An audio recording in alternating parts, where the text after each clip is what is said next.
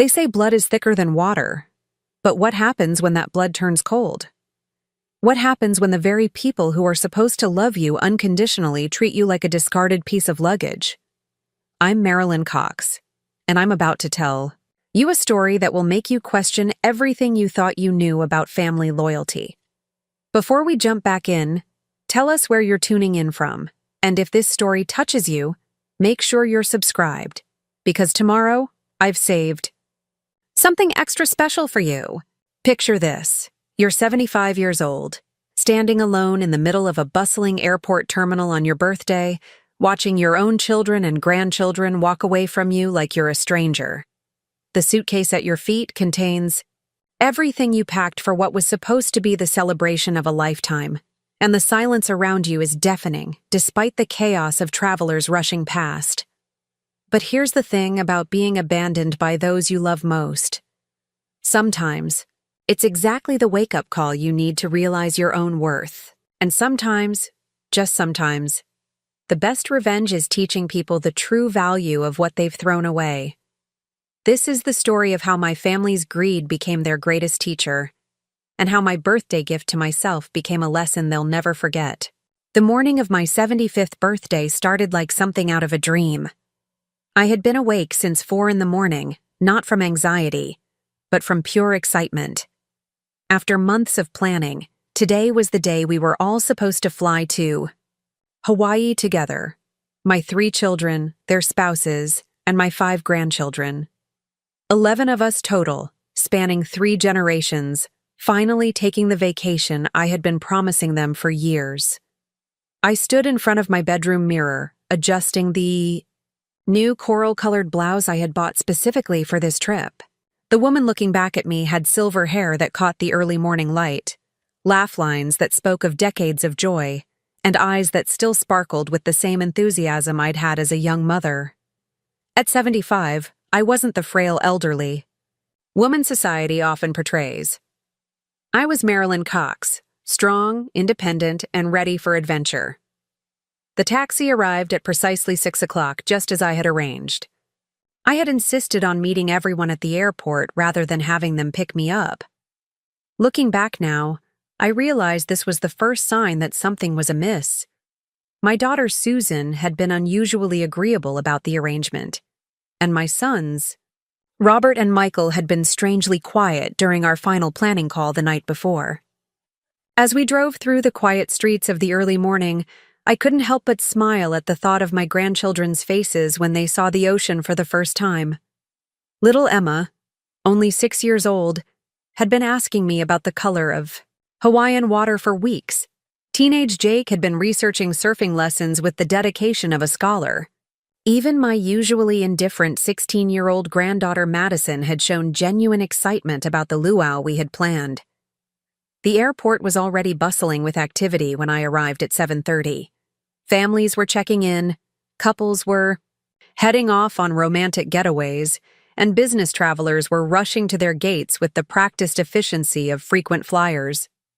I had been traveling for decades, first with my late husband George, then alone after his passing, and occasionally with friends, but today felt different. Today felt like the beginning of something special.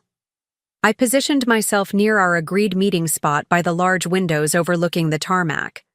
Our flight wasn't until 10:30, but I had always been the type of person who preferred to arrive early rather than risk being late.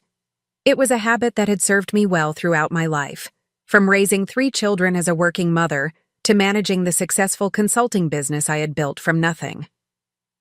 8 o'clock came and went, then 8:30. By 9 o'clock, I was beginning to feel the first flutter of concern in my chest. I pulled out my phone and checked my messages, but there was nothing. I tried calling Susan first, as she was typically the most reliable of my children when it came to communication. The phone rang 4 times before going to voicemail. Her voice, bright and cheerful in the recording, seemed to mock the growing anxiety I was feeling. I tried Robert next, then Michael. Both calls went straight to voicemail. The knot in my stomach began to tighten. By 9:15, I was genuinely worried. Had there been an accident? Was everyone all right? I began to imagine all sorts of terrible scenarios: car crashes, family emergencies, sudden illnesses. The rational part of my mind tried to calm me down, suggesting that perhaps they were simply running late or had encountered unexpected traffic. Then I saw them. Susan appeared first, walking quickly through the terminal with her husband David close behind.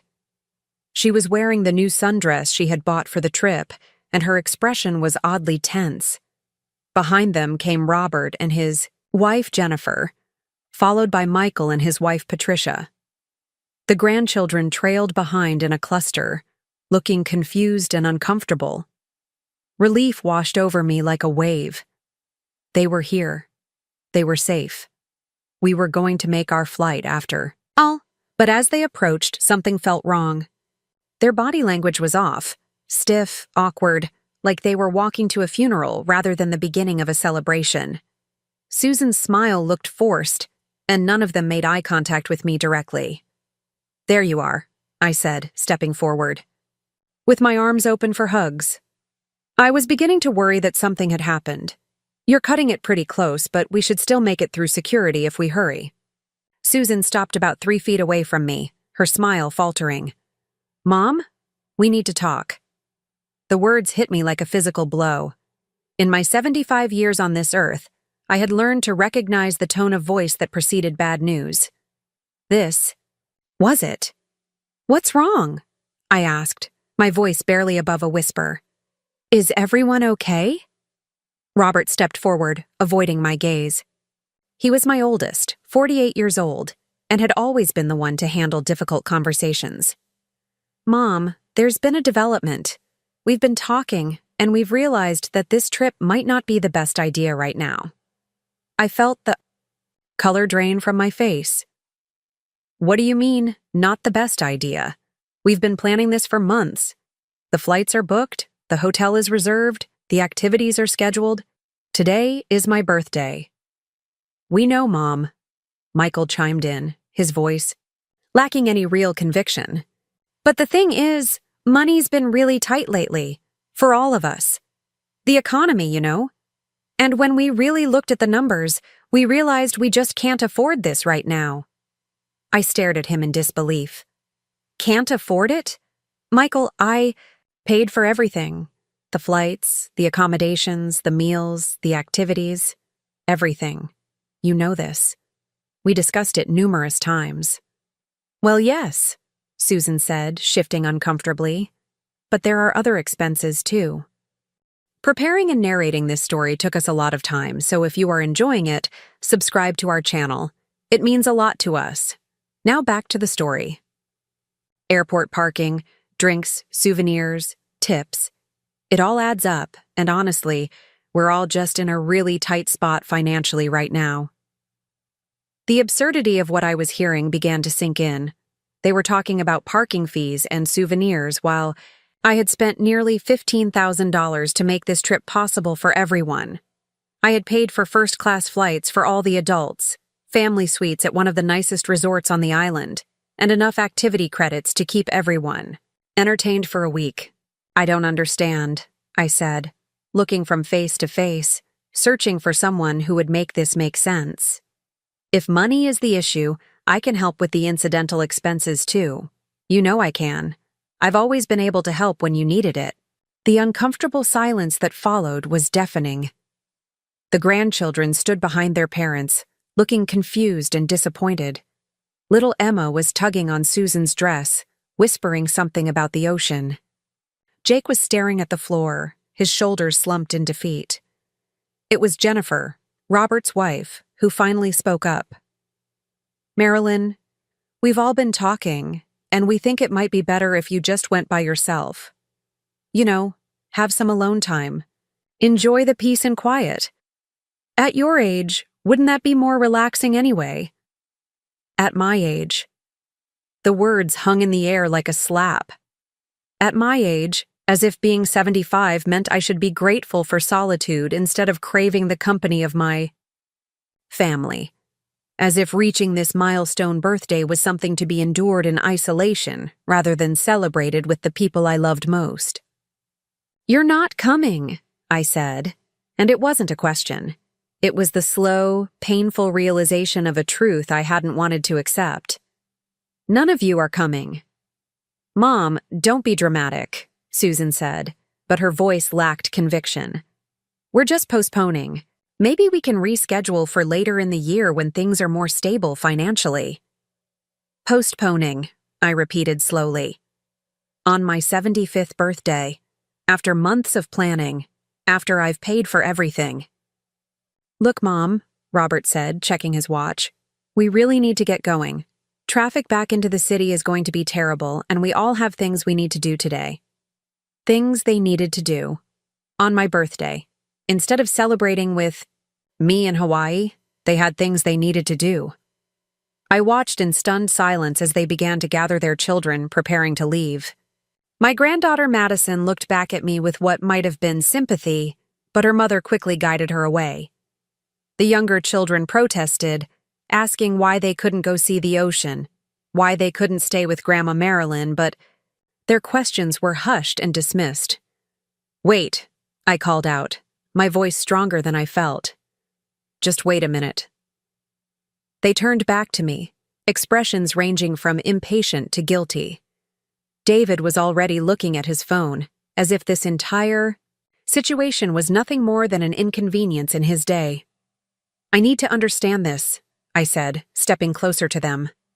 "You're telling me that you've decided, as a group, without consulting me, that you're not going on this trip that I planned and paid for to celebrate my 75th birthday?" "Mom," Susan started, but I held up my hand. "No, let me finish.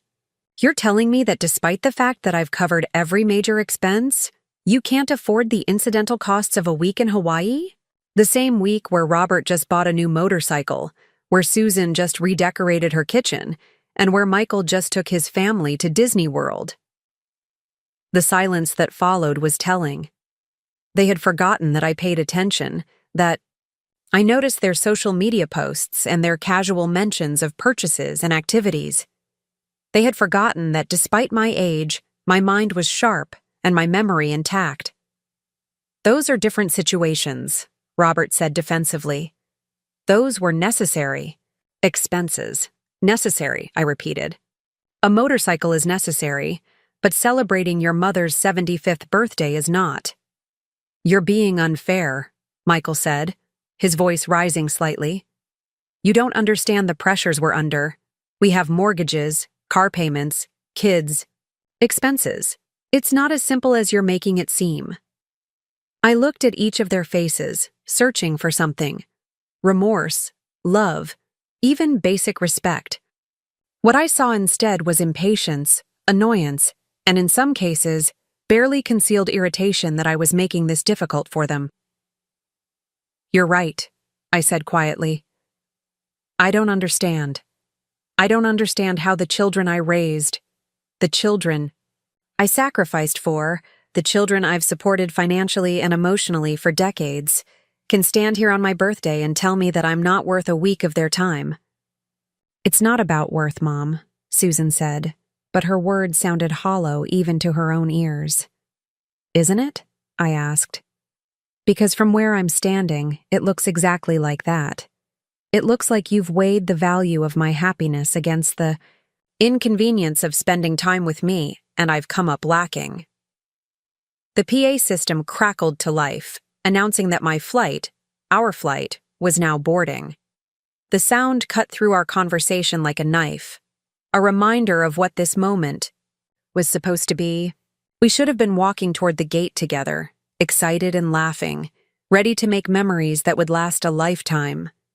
Instead, I was standing alone with my suitcase, watching my family prepare to abandon me on the most important birthday of my life. "We really do need to go," David said, not even bothering to address me directly. "The parking meter's running out." The parking meter. Of all the concerns in this moment, the parking meter was what worried him most. I watched as they began to walk away, my heart breaking with each step they took. The grandchildren looked back at me with confusion and sadness, but their parents kept them moving forward. Little Emma started to cry, asking why Grandma wasn't coming with them. But her mother shushed her and promised ice cream if she would. Just keep walking. Ice cream. A consolation prize for the disappointment of not spending a week in paradise with their grandmother. I stood there for several minutes after they disappeared from sight, trying to process what had just happened. Around me, other families were hugging goodbye. Couples were holding hands as they waited for their flights, and children were bouncing with excitement about their upcoming adventures. But I was alone. On my 75th birthday, I was completely and utterly alone. The logical thing to do would have been to cancel the trip, go home, and cry into my tea while watching old movies. The sensible thing would have been to call the airline and the hotel, explain the situation, and try to salvage what I could from the financial loss. But as I stood there in that airport terminal, something inside me shifted. Maybe it was pride, maybe it was stubbornness, or maybe it was just the realization that I had spent too many years allowing other people to dictate my happiness. Whatever it was, I made a decision that would change everything. I picked up my suitcase, straightened my shoulders, and walked toward the gate. If my family didn't want to celebrate my birthday with me, then I would celebrate it myself. And maybe, just maybe, it was time they learned what it felt like to lose something valuable. As I handed my boarding pass to the gate agent, my phone buzzed with a text message from Susan. "Have a nice trip, Mom. We'll talk when you get back." Have a nice trip. As if their abandonment was just a minor inconvenience, as if my feelings didn't matter, as if 75 years of life and love could be dismissed with a casual text message. I turned off my phone without responding and settled into my first-class seat. Through the airplane window, I could see the terminal where my family had left me standing alone. But I wasn't feeling sorry for myself anymore. I was feeling something else entirely. I was feeling like it was time for some long overdue lessons about respect, gratitude, and the true cost of taking someone for granted. As the plane taxied down the runway, I opened my purse and pulled out a small notebook I always carried with me. For the next 5 hours, I was going to have plenty of time to think, to plan, and to decide exactly how to handle the situation I was flying away from. My family thought they knew me. They thought I was just a generous old woman who would always be there to bail them out, support them, and accept whatever scraps of affection they were willing to throw my way. They were about to learn how wrong they were. The plane lifted off, carrying me toward what was supposed to be a family celebration, but was now going to be something else entirely. It was going to be the beginning of the most important lesson I had ever taught my children. And unlike the lessons of their childhood, this one was going to cost them far more than they ever imagined. The airplane hummed steadily beneath me as I gazed out at the clouds stretching endlessly below. 5 hours of uninterrupted flight time had given me something I hadn't had in months: complete silence to think. The first-class cabin was spacious and comfortable, but more importantly, it was a sanctuary where I could finally process what had happened and what I needed to do about it. I pulled out my reading glasses and opened the small leather notebook I always carried. For decades, it had been my companion through business meetings, doctor appointments, and family gatherings. Today, it was going to serve a different purpose entirely. Today, it was going to help me document the full scope of what my children had taken from me, and more importantly, what I had given them. The flight attendant approached with a warm smile, offering me champagne. "Celebrating anything." "Special today?" she asked kindly. "My 75th birthday," I replied, accepting the glass. Her face immediately brightened with genuine warmth. "How wonderful! Are you meeting family in Hawaii?" she asked, clearly expecting to hear about grandchildren and group photos on the beach. The question hit me like a physical blow, but I managed to keep my composure. "No," I said simply. "Just me this time." She seemed to sense there was more to the story, but professional discretion kept her from prying. "Well, happy birthday," she said softly. I hope it's everything you want it to be. Everything I want it to be. If only she knew how far from my original vision this trip had already become. As the plane continued its journey westward, I began to write. Not a diary entry or a letter, but a comprehensive inventory of my relationship with my children. I started with the obvious things. The recent financial support I had provided that they seemed to take for granted. Robert's mortgage. When he and Jennifer had found their dream house 3 years ago, they were short $25,000 for the down payment. I had written the check without hesitation, telling myself it was an investment in my son's future. The loan. Papers we had drawn up stated he would pay me back within 5 years, but so far, I hadn't seen a single payment. When I had gently brought it up at Christmas, he had laughed it off, saying money was tight with the kids' activities, and that I should just consider it an early inheritance. An early inheritance. As if my death was something he was anticipating, rather than dreading. Susan's kitchen renovation. Last spring, she had called me in tears about how embarrassed she was to have her friends over because her kitchen was so outdated. The renovation estimate was $38,000, completely outside their budget. I had transferred the money the same day, telling her that a woman should feel proud of her home. She had promised to pay me back in installments, but those installments had lasted exactly 3 months before she claimed they couldn't afford them anymore. Michael's business loan. When his landscaping company was struggling 2 years ago, he had come to me with a business plan and a desperate plea. His bank had turned him down, and he was facing bankruptcy. I had co-signed a loan for $50,000 and personally guaranteed another $20,000. The business had recovered, but somehow Michael never seemed to have enough profit to pay down the loans I was still responsible for. Those were just the major items. As I continued writing, the smaller amounts began to add up in ways that shocked even me. Car repairs, medical bills, school expenses, emergency funds for unexpected situations. Over the past 5 years alone, I had provided my children with over $200,000 in direct financial support. But the money was only part of the story. I flipped to a new page and began documenting the other ways I had supported their lives. Childcare services. Every week, I spent an average of 15 hours watching my grandchildren while their parents worked, went out, or simply needed a break. I had calculated once that if I charged even minimum wage for babysitting services, I would have earned over $30,000 in the past 2 years alone.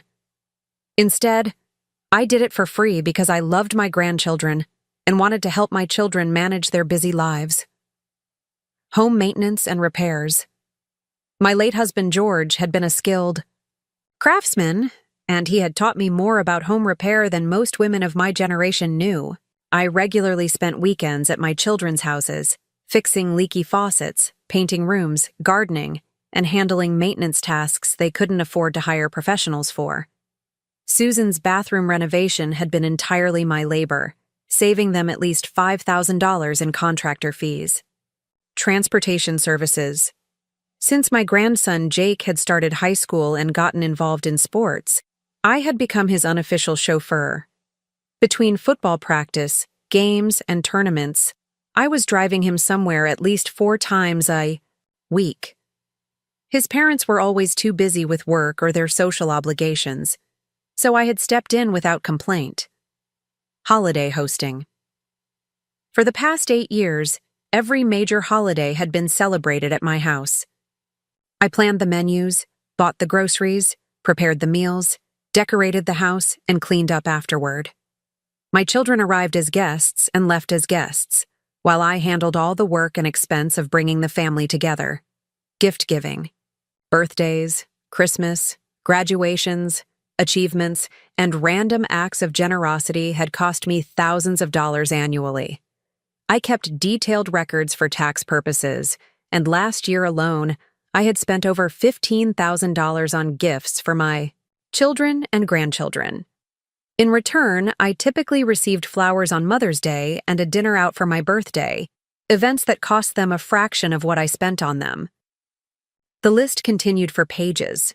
Professional services I had provided free of charge using connections from my consulting business, references and recommendations that had helped them get jobs and opportunities, financial advice that had saved them from costly mistakes, investment guidance that had grown their retirement accounts using strategies I had developed over decades of business experience. As the plane began its descent toward Honolulu, I closed the notebook and sat back in my seat. The mathematical reality was staggering. Over the past 5 years, my children had received the equivalent of nearly $500,000 in direct financial support, services, and time from me. In return, they had abandoned me at an airport on my 75th birthday because they couldn't afford the incidental expenses of a trip I was paying for. But the financial calculation wasn't what hurt the most. It was the pattern of behavior it revealed, a pattern I had been too generous or too naive to recognize before today. The disrespect had been escalating for years. Phone calls that went unreturned for days. Invitations declined at the last minute. Conversations cut short because they were too busy for their mother. Promises broken, commitments forgotten, and my feelings treated as an afterthought in their increasingly self-centered lives. I thought about the Christmas dinner 2 months ago, when I had spent 3 days preparing a feast for the entire family. Susan had arrived 2 hours late because she had stopped at a friend's house for cocktails. Robert had spent most of the shar meal checking his phone and conducting business calls. Michael had complained about the music I was playing, the temperature of the house, and the fact that I hadn't bought the specific brand of wine he preferred. The grandchildren had been wonderful, as always. They hugged me, thanked me for their gifts, and genuinely seemed to enjoy spending time with their grandmother. But their parents had treated the entire occasion like an obligation they were grudgingly fulfilling rather than a celebration they were grateful to attend. I thought about my birthday celebrations over the past few years. Dinner at restaurants where I paid the bill. Gifts that were clearly last-minute purchases with little thought behind them. Cards that were signed but not personalized. My children had been going through the motions of loving me without actually putting any effort into the relationship. The plane touched down in Hawaii as the sun was setting, painting the sky in brilliant shades of orange and pink. Other passengers around me were talking excitedly about their vacation plans, checking their phones for messages from family members who were eager to hear about their safe arrival. My phone had remained silent since I had turned it back on after landing. No calls, no texts, no expressions of concern about whether their elderly mother had made it safely to her destination. They had abandoned me at the airport, and now they were simply going about their lives as if I didn't exist. That realization crystallized something inside me that had been building for months, perhaps years. I wasn't just hurt or disappointed anymore. I was angry. Not the hot, explosive anger that burns out quickly, but the cold, steady anger that comes from finally seeing clearly after years of willful blindness. My children had been using me. They had taken my love, my generosity, and my support, and they had given me nothing meaningful in return, except the illusion that we had a close family relationship. They treated me like a bank that never required payment, a service provider who never sent a bill, and a babysitter who was always available at their convenience. The taxi ride to the resort gave me more time to think about what I wanted to do with this newfound clarity. The hotel was everything the brochures had promised, a luxury oceanfront property with impeccable service and breathtaking views. The staff welcomed me warmly, upgraded my room when they learned I was celebrating my birthday alone, and made sure I had everything I needed for a comfortable stay. But comfort wasn't what I was thinking about as I unpacked my suitcase in the beautiful suite overlooking the Pacific Ocean. I was thinking about justice. I was thinking about consequences.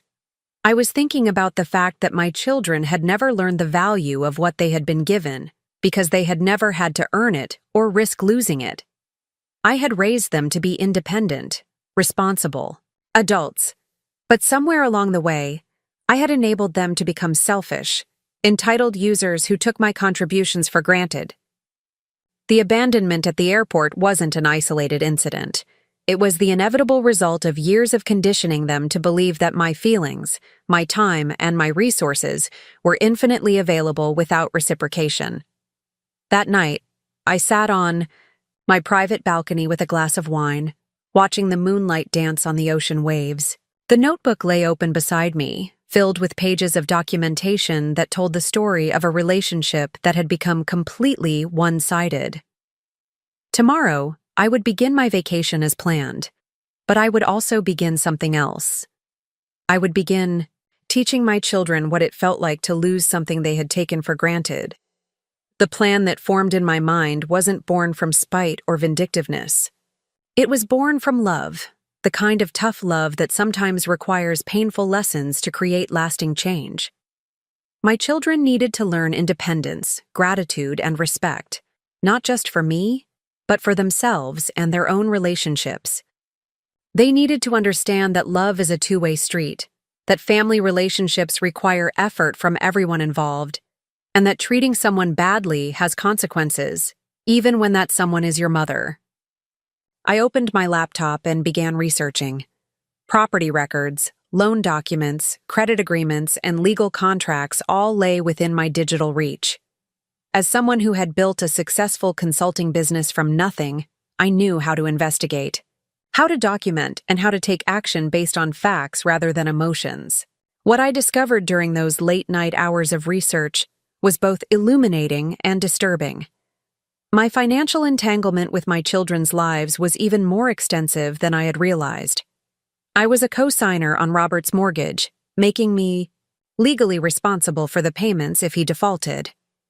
My credit was tied to Susan's home equity line of credit, which she had used to fund not just her kitchen renovation, but also a new car and a family vacation to Europe last year.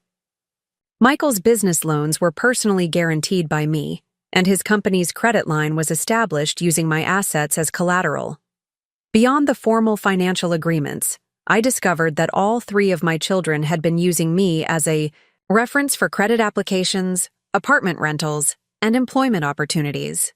My reputation and financial standing had been leveraged dozens of times to help them secure better terms and opportunities than they would have qualified for on their own.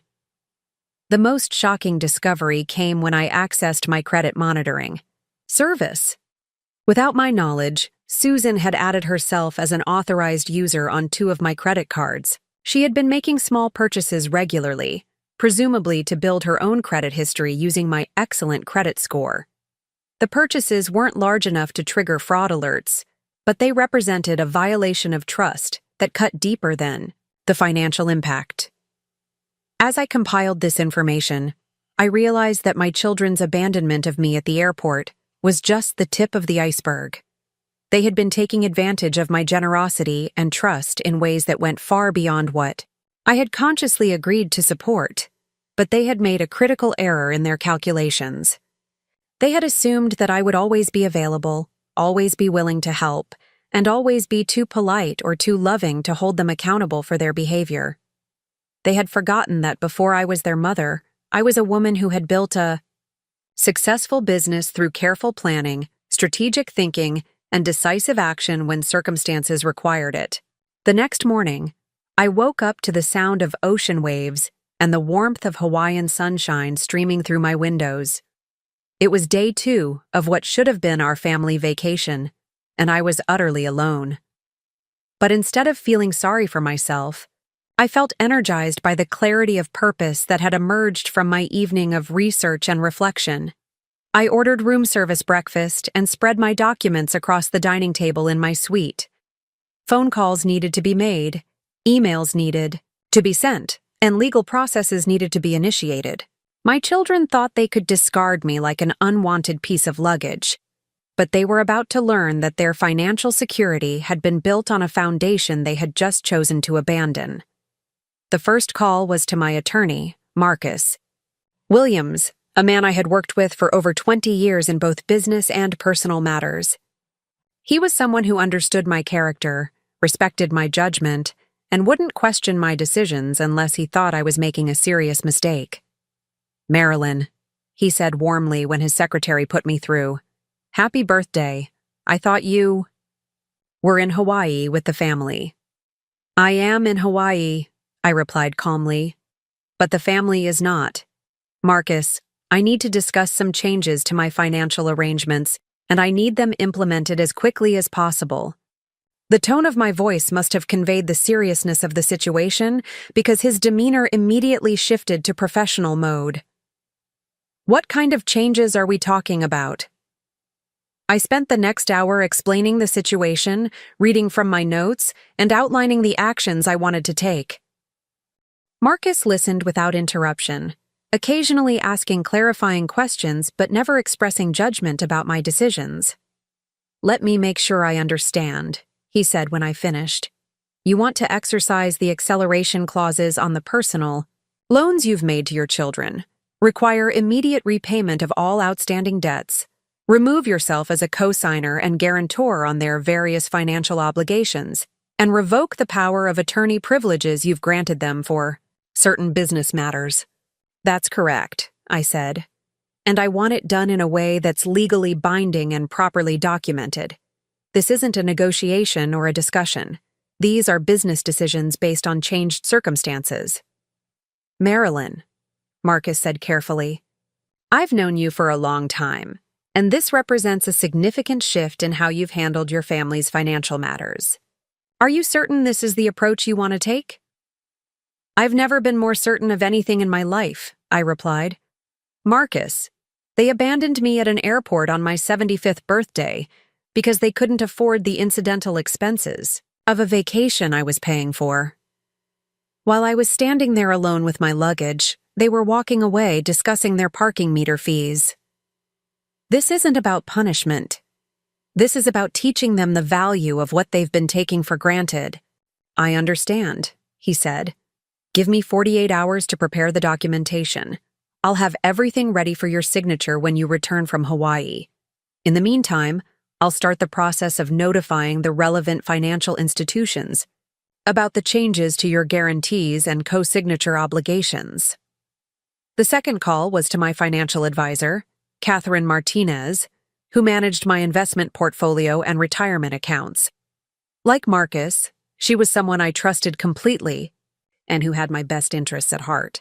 Catherine, I said when she answered, I need to make some immediate changes to my beneficiary designations and estate planning documents. Of course, she replied. What kind of changes are you thinking about? I explained the situation, more briefly than I had with Marcus, focusing on the financial implications rather than the emotional details. Catherine's response was measured and professional, but I could hear the concern in her voice. Marilyn, these changes will have significant implications for your children's financial futures. Are you prepared for the conversations you're going to need to have with them? The time for conversations has passed, I said firmly. They made their choice when they decided I wasn't worth their time or consideration. Now they're going to learn what it costs to make that choice.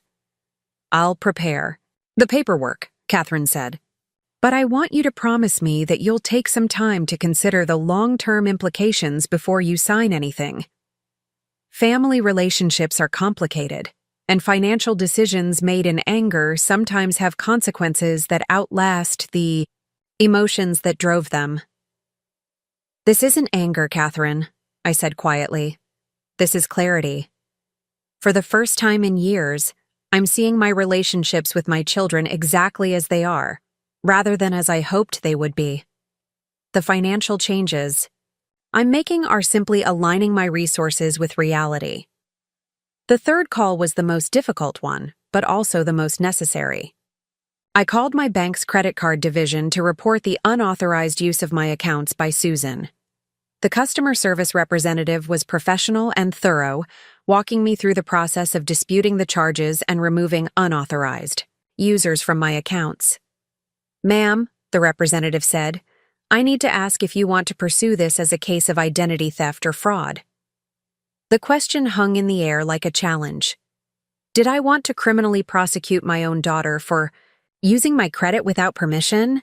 The mother in me recoiled from the idea, but the businesswoman in me recognized that there had to be consequences for crossing legal and ethical boundaries. I want the unauthorized access removed immediately, I said finally. As for the fraud charges, I'll need to consider that decision more carefully.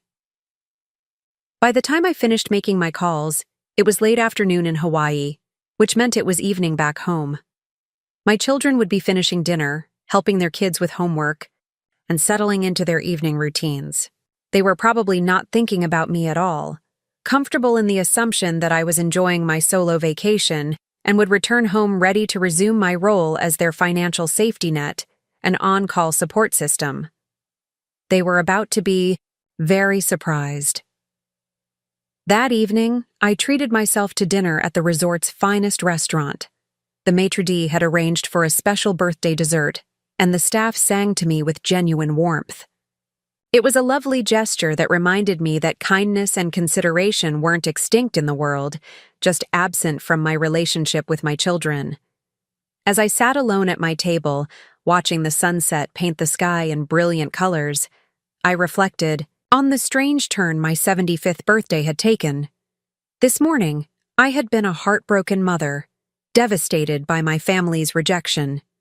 Tonight, I was a woman with a plan, energized by the prospect of finally taking control of relationships that had become unhealthy and one-sided. The documentation Marcus was preparing would be ready in 2 days.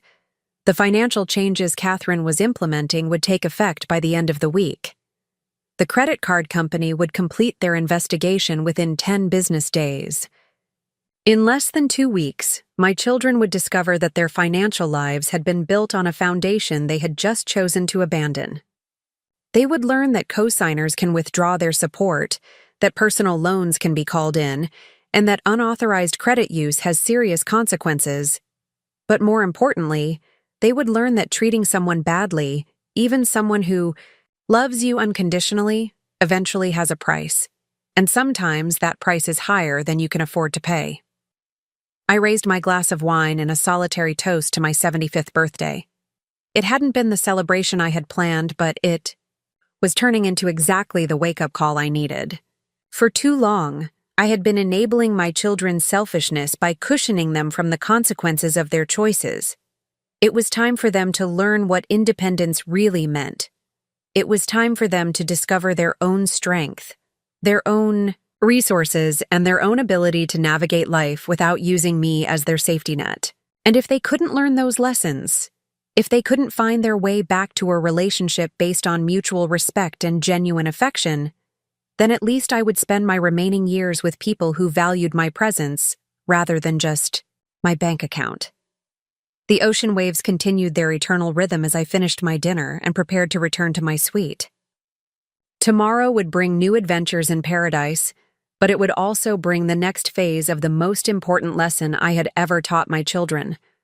Whether they learned from it or not was entirely up to them. The third morning of my Hawaiian stay dawned clear and beautiful, with trade winds carrying the scent of plumeria and salt air through my open balcony doors. I had slept better than I had in months, which surprised me given the magnitude of the decisions I had set in motion. There was something profoundly liberating about finally taking action after years of accepting unacceptable behavior.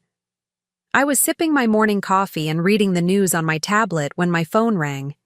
The caller ID showed Susan's name, and for a moment I considered letting it go to voicemail.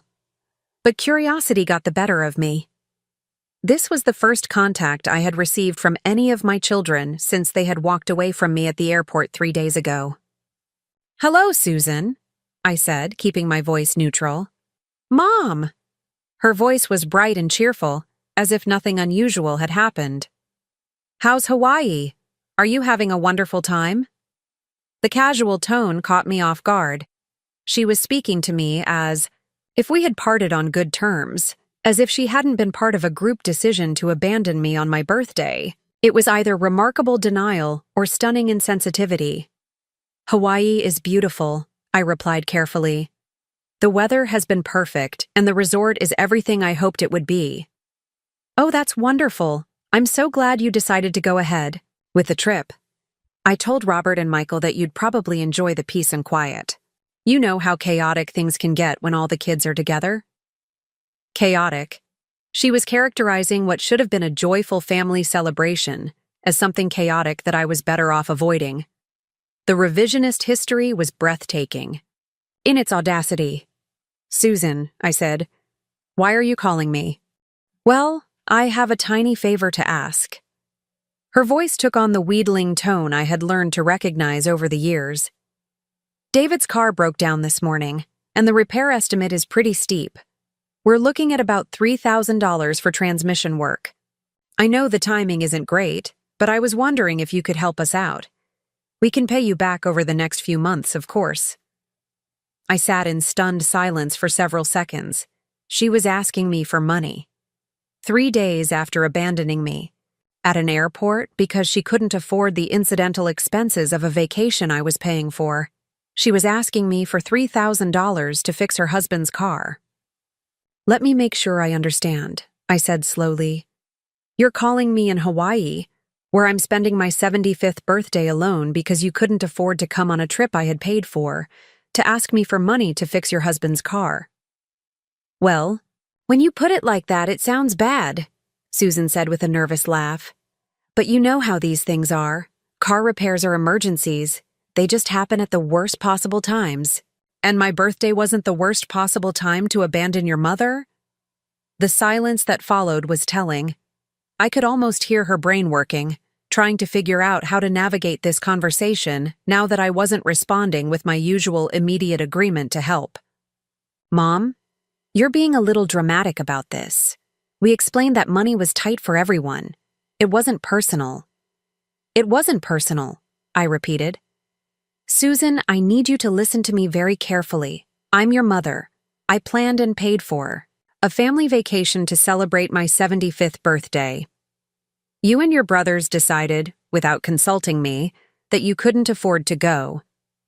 Now you're asking me for $3,000 for a car repair. How is that not personal?" "Look, Mom, I don't want to fight about this.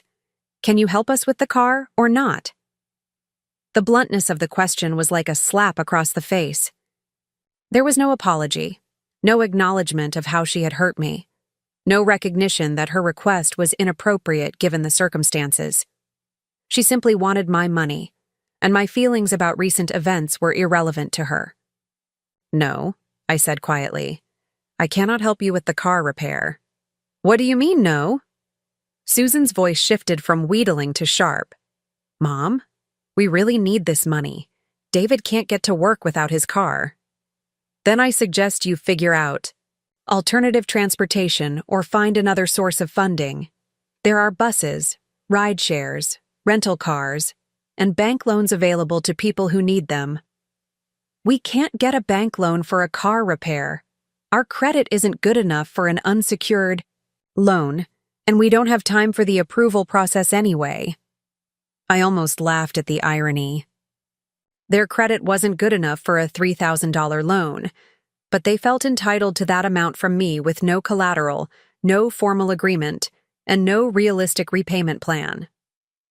"Susan, I'm hanging up now. Enjoy the rest of your day." "Mom, wait! You can't just—" I ended the call and immediately turned off my phone. My hands were shaking slightly, not from anger, but from the adrenaline of finally standing up for myself in a way I hadn't done in years. Susan's call had confirmed everything I had concluded during my reflection time. To my children, I wasn't a person with feelings and needs. I was a resource to be tapped whenever they faced financial inconvenience. The timing of her request couldn't have been more perfect for my purposes. It demonstrated beyond any doubt that they had learned nothing from the airport incident and had no intention of examining their behavior or making amends for how they had treated me. An hour later, my phone showed 14 missed calls and 23 text messages. The pattern was predictable. Susan had called Robert and Michael to complain that I had refused to help with the car repair. They had then called each other to discuss this unprecedented development. Finally, they had all tried calling me repeatedly, apparently unable to accept that I might not be immediately available to solve their problems. I scrolled through the text messages without reading them carefully. The preview lines showed variations of, "Mom, please call me back. We need to talk about this. and I don't understand why you're being this way. Not one of them contained an apology or an acknowledgement of how they had treated me. While I was reviewing their increasingly frantic attempts to reach me, my phone rang again. This time it was Robert, and I decided to answer. "Mom, what the hell is going on?" His voice was angry, with no attempt at the false cheer Susan had started with. "Susan says you refuse to help them with their car repair. That's not like you." "You're right, Robert. It's not like me. I'm trying some new approaches to how I handle my relationships." "New approaches? Mom, they really need this money. David can't miss work because his car is broken. They have bills to pay." "I understand that car repairs can be expensive and inconvenient," I said calmly. "What I don't understand is why Susan thought it was appropriate to ask me for money 3 days after she participated in abandoning me at an airport on my birthday. Jesus, Mom, you're not still hung up on that, are you? We explained the situation. Money was tight, and we thought you'd enjoy some alone time." "Hung up on that," I repeated. "Robert, let me ask you something. If Jennifer's mother had planned and paid for a family vacation to celebrate her 75th birthday, and you had all agreed to go, and then at the last minute you decided to abandon her at the airport because you couldn't afford parking fees, how do you think Jennifer would react?" "That's different," he said, but his voice lacked conviction. "How is it different?" "Well, for one thing, Jennifer's mother isn't as financially comfortable as you are. She couldn't afford to pay for a trip like that in the first place." I felt a cold anger settling over me. So because I can afford to pay for things, my feelings about being abandoned are less valid than someone else's would be? That's not what I meant. That's exactly what you meant, Robert. You think that because I have money, I don't deserve the same consideration and respect you would show to someone who couldn't help you financially. Mom, you're twisting my words. Look, forget about Hawaii for a minute. Susan and David really need help with this car repair. Can't you just loan them the money? You know they're good for it. Actually, Robert, I don't know that they're good for it. Susan still owes me $38,000 from her kitchen renovation, and she stopped making payments on that loan 8 months ago. You owe me $25,000 from your down payment loan, and you've never made a single payment. Michael owes me over $70,000 in various business loans and guarantees. None of you are good for the money you've already borrowed. The silence that followed was heavy with implications. I had never laid out the numbers so starkly before, never forced them to confront the cumulative scope of their debt to me. "Those are different situations," Robert said finally. "Those were family loans. We always understood that family loans were more flexible than bank loans." "More flexible," I said, "meaning you never intended to pay them back." "Mom, that's not fair. We've always intended to pay you back when we could afford it." "When you could afford it." "Robert, you bought a $15,000 motorcycle 6 months ago. You could afford that, but you couldn't afford to make a payment on the loan that helped you buy your house. The motorcycle that was different. I needed that for stress relief. Work has been really demanding. Stress relief. A $15,000 stress relief purchase, while you owe your mother $25,000 that you've never attempted to repay. Mom, I don't like the tone you're taking with me. We're family. Family helps each other out. That's what family does. You're absolutely right, Robert. Family does help each other out. Family shows up for each other's important milestones. Family doesn't abandon each other at airports on their birthdays. Family expresses gratitude when someone makes sacrifices for them. Family treats each other with respect and consideration. We do treat you with respect and consideration. Do you? When was the last time you called me just to see how I was doing? Not because you needed something? When was the last time you invited me to do something that I would enjoy, rather than expecting me to provide services for your convenience? When was the last time you expressed genuine appreciation for anything I've done for you? The questions, hung in the air, unanswered, because we both knew the answers would be uncomfortable for him to acknowledge. Mom, I think you're being unreasonable about this. We love you, and you know we love you. But love doesn't mean we have to follow some rigid schedule of phone calls and thank you notes. No, Robert, but love does mean you don't abandon someone. At an airport on their birthday, love means you consider their feelings before making decisions that affect them. Love means you treat them at least as well as you would treat a stranger. Fine, he said, his voice tight with frustration. We made a mistake about Hawaii. I'm sorry, okay? We're all sorry. But that doesn't mean you should punish Susan and David by refusing to help them when they really need it.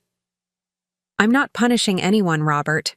I'm simply declining to provide financial assistance to people who have demonstrated that they don't value my presence in their lives, except when they need money. That's not true, and you know it. Is it? Let me ask you this. If I hadn't called Susan this morning, how long would it have been before any of you contacted me? Would you have called to see if I made it to Hawaii safely? Would you have called to apologize for how you treated me? Would you have called just to wish me a happy birthday? Another uncomfortable silence stretched between us. I didn't think so, I said. The only reason any of you are calling me now is because I said no to something you wanted. That tells me everything I need to know about how you view our relationship. Mom, this is crazy. You're acting like we're terrible people because we had to cancel a vacation. These things happen. Adults deal with disappointments and move on. Adults also take responsibility for their actions and consider how their behavior affects other people. Adults don't make commitments lightly and break them casually. Adults express gratitude when someone does something generous for them. We are grateful. We've always been grateful for everything you've done for us. Have you? Robert, when was the last time you said thank you for anything I've done? Not the polite, automatic thank you that people say when someone passes the salt, but a genuine expression of appreciation for a significant favor or gift. I waited, but he didn't answer. I'll tell you when, I continued. It was Christmas morning when you were 12 years old, and I had saved for months to buy you the bicycle you wanted. You hugged me and told me I was the best mom in the world. That was 36 years ago, Robert. That was the last time you expressed genuine, heartfelt gratitude for anything I did for you. That's not true. That can't be true. It is true. And the reason I remember it so clearly is because it was so different from how you and your siblings respond to my generosity now. Now you accept whatever I give you as if it's your due, as if I owe it to you simply because I'm your mother. Mom, you're being ridiculous. Of course we appreciate what you do for us. We just don't feel like we need to make a big production out of saying thank you every time. A big production. Robert, acknowledging someone's generosity isn't a big production. It's basic human decency. It's what you would do for a friend, an acquaintance, or even a stranger who did something nice for you. This is getting blown way out of proportion. Look, I don't have time for this philosophical discussion about gratitude and family dynamics. Susan needs help with her car repair. Are you going to help her or not? The conversation had come full circle, back to the only thing that really mattered to him: getting money for his sister. Nothing I had said about respect, consideration, or basic human decency had penetrated his self-centered focus on the immediate financial need. No, Robert. I am not going to help Susan with her car repair. I am not going to help any of you with anything until you demonstrate that you value me as a person rather than just as a source of funding. What does that mean exactly? What do you want us to do? The question revealed everything. He was treating this like a negotiation, as if there were specific hoops he could jump through to restore access to my financial resources. He still didn't understand that this was about fundamental changes in how we related to each other. I want you to figure out your own solutions to your own problems, I said. I want you to learn what it feels like to be truly independent adults who don't rely on their elderly mother to bail them out of every inconvenience. I want you to discover whether you can build relationships with me based on something other than what I can do for you financially. Mom, you're scaring me. This doesn't sound like you at all. You're right. This doesn't sound like the me who has enabled your irresponsibility and selfishness for years. This sounds like the me who has finally realized that helping you in the way I've been helping you isn't actually helping you at all. It's crippling you. Crippling us? Mom, your help has made our lives better. We've been able to buy homes, start businesses, provide for our families. How is that crippling? Because none of you has learned to do any of those things independently. You've learned to do them with my money, my credit, and my guarantees. You've learned to take calculated risks because you know I'll absorb the losses if things don't work out. You've learned to make financial commitments you can't honor because you know I'll cover the shortfalls. So what are you saying?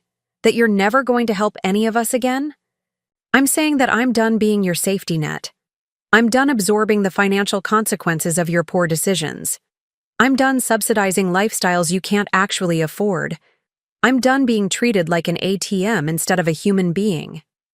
Mom, this is insane. Families help each other. That's what you taught us. I taught you that families help each other. I didn't teach you that one person in the family should carry the financial burden for everyone else while receiving nothing but demands and disrespect in return. We don't disrespect you. Robert, you abandoned me at an airport on my 75th birthday because you couldn't afford parking fees for a trip I was paying for. 3 days later, your sister called me asking for $3,000 for a car repair. If that's not disrespect, what would you call it? Another long silence stretched between us. When Robert finally spoke, his voice was different, colder, more calculating. Fine, Mom. If that's how you want to play this, fine. But you should know that this decision is going to affect more than just Susan's car repair. There are other things, bigger things, that depend on your support. What kind of bigger things? Well, for starters, I'm supposed to close on a refinancing next week that depends on you remaining a co-signer on my mortgage. If you withdraw that support, the deal falls through, and I'll be stuck with my current high interest rate. That sounds like something you should have considered before you decided I wasn't worth spending time with on my birthday. And Michael's business loan comes up for renewal next month. If you're not willing to continue guaranteeing it, his company could face some serious financial problems. Again, that sounds like a consequence he should have thought about before participating in the decision to abandon me. Mom, you're talking about potentially destroying your children's financial lives over a misunderstanding about a vacation. I'm not destroying anything, Robert. I'm simply removing myself from financial arrangements that have become one-sided and unsustainable. If your financial lives can't survive without my constant support, then perhaps it's time for you to build more stable foundations. This is vindictive and cruel, and it's not like you. No, Robert. What's cruel is treating your mother like she's dispensable except when you need her money. What's vindictive is abandoning someone on their birthday and then calling them 3 days later asking for financial assistance. What's not like me is finally standing up for myself instead of enabling behavior that has become increasingly selfish and disrespectful. I can't believe you're doing this to us. I'm not doing anything to you, Robert. I'm simply stopping doing things for you that you've shown you don't appreciate or deserve. There's a difference. The conversation ended with Robert hanging up on me, which seemed appropriate given how this entire situation had started. I turned off my phone again and sat back in my chair, feeling drained but oddly satisfied. The masks had finally come off. The pretense that our family relationships were based on mutual love and respect had been abandoned in favor of the naked truth. They wanted my money, and they were angry that I was no longer automatically providing it. Over the next few hours, my phone collected dozens more missed calls and text messages. I scrolled through them periodically, noting the escalating tone of frustration and entitlement. Susan had apparently shared the details of our conversation with her brothers, and now all three of them were coordinating their efforts to pressure me into changing my mind. The text messages were particularly revealing. Susan wrote, "Mom, you're being completely unreasonable. We've always been a close family, and families help each other through difficult times." Robert's message read, "I hope you're proud of yourself for potentially ruining your children's financial security over a petty disagreement." Michael's contribution was, "I don't know what's gotten into you, but this isn't the mother who raised us. The mother I knew would never abandon her children when they needed her most." The irony of Michael accusing me of abandoning my children was so profound that I actually laughed out loud. They had quite literally abandoned me at an airport, but somehow I was the one who was abandoning them by declining to provide unlimited financial support. But the most telling aspect of all their communications was what wasn't there. Not one apology. Not one acknowledgement that they had hurt me. Not one expression of genuine regret for their behavior. Not one question about how I was doing or whether I was enjoying my birthday trip. Every single message was focused solely on their financial needs and their anger at my refusal to meet those needs. That evening, I received a call from Jennifer, Robert's wife. I was surprised to see her name on my caller ID, as she rarely initiated contact with me directly. I decided to answer, curious about what approach she might take. "Marilyn," she said, and her voice was carefully modulated, neither warm nor cold. "I hope you're having a nice time in Hawaii." "Thank you, Jennifer. I am. I wanted to call because I think there might be some misunderstandings that need to be cleared up.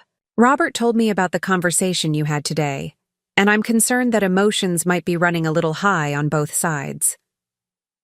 Jennifer was taking the role of the rational mediator, the calm voice of reason trying to smooth over family tensions. It was a smart approach, and I could see why Robert had sent her to make this call. "What kind of misunderstandings do you think there might be?" I asked. "Well, I think maybe the Hawaii situation got blown out of proportion. You know how these family trips can be complicated to coordinate. Maybe everyone didn't communicate as clearly as they should have, and feelings got hurt unnecessarily. Jennifer, let me ask you something. If your mother had planned and paid for a family vacation to celebrate her 75th birthday, and your family had committed to going, and then at the last minute you all decided to abandon her at the airport because you couldn't afford incidental expenses, how do you think she would feel?" "Well, I can see how that would be disappointing," she said carefully. "But I also think that as adults, we have to be flexible when circumstances change. Sometimes financial realities force us to make difficult decisions." "Financial realities?" "Jennifer, Robert bought a $15,000 motorcycle 6 months ago. Susan redecorated her kitchen last year. Michael took his family to Disney World this spring.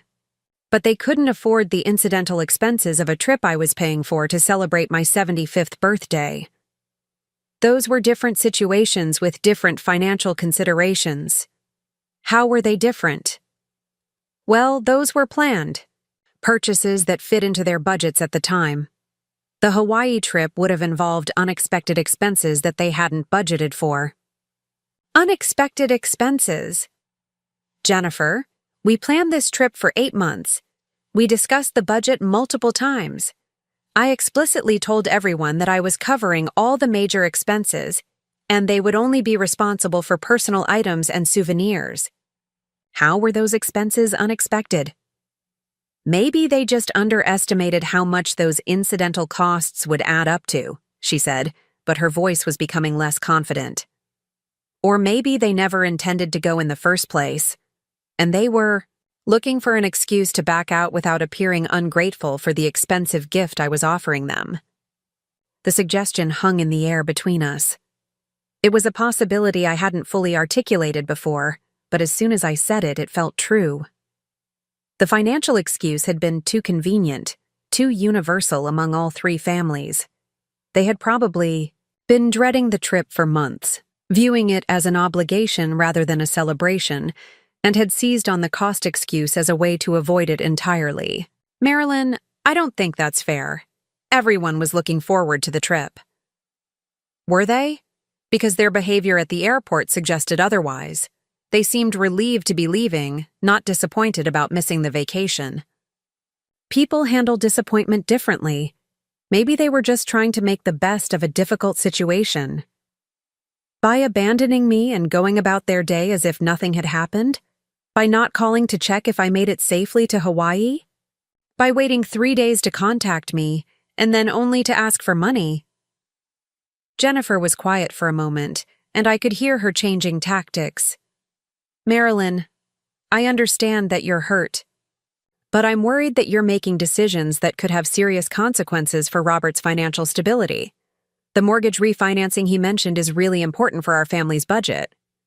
And there it was. The real reason for her? Call. Not concern for my feelings or family harmony, but worry about the financial implications of my newfound boundaries. Jennifer, Robert's mortgage refinancing is between Robert and his bank.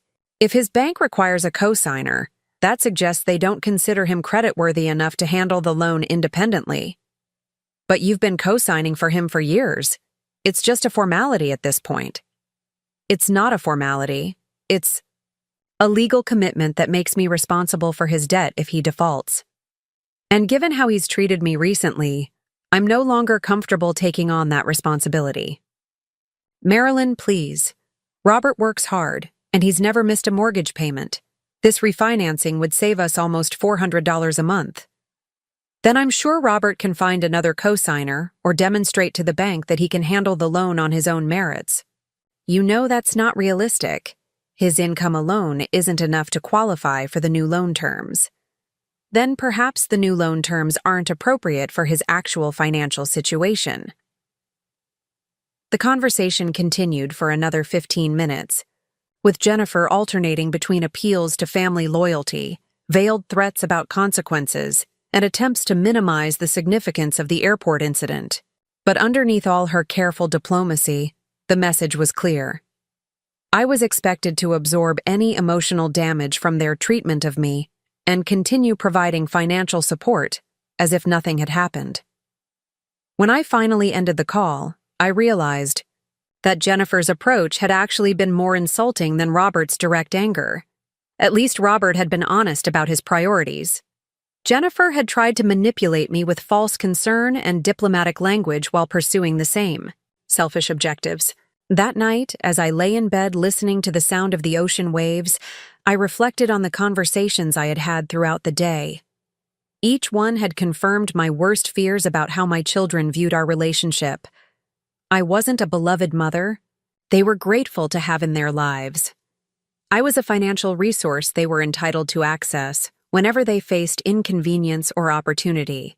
The most painful realization was that this dynamic had probably been in place for years, but I had been too invested in maintaining the illusion of a close family to see it clearly. I had interpreted their requests for help as signs that they trusted me and valued my support. I had viewed their casual acceptance of my generosity as evidence that they felt secure in my love. But their behavior over the past few days had stripped away those comforting interpretations. They trusted me to provide money, not emotional support. They valued my financial contributions, not my presence. They felt secure in their access to my resources, not in my love. The question now was what to do with this knowledge. I could accept the reality of our relationship and adjust my expectations accordingly, providing financial support while expecting nothing in return except occasional utilitarian contact.